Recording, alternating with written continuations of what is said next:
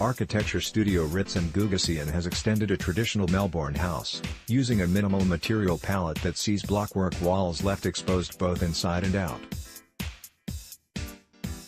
The property in the suburb of Prahran is situated on Highbury Grove, a street lined with traditional Federation-style cottages surrounded by leafy gardens. Local practice Ritz&Ghougassian was tasked with adding an extension behind the property's heritage street frontage, while retaining an appropriate relationship with an existing public laneway to the north.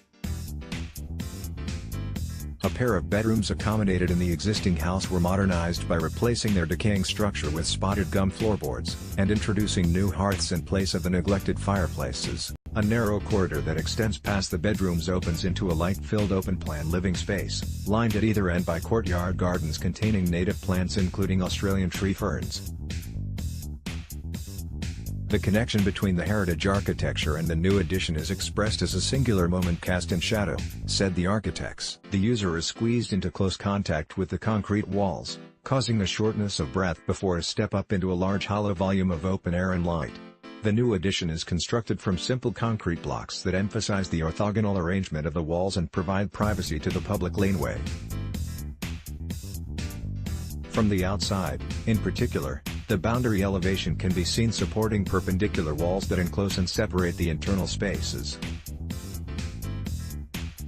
The elevated portions of the blockwork walls denote the location of the living areas, which are flooded with daylight entering through clear-story windows. Courtyards slotted in around these rooms are flanked by lower walls that provide framed views of neighboring trees.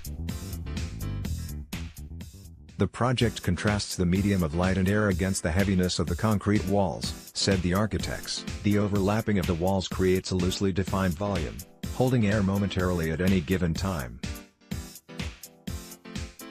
Light dances across a broad spectrum of surfaces, creating an expansive movement through space.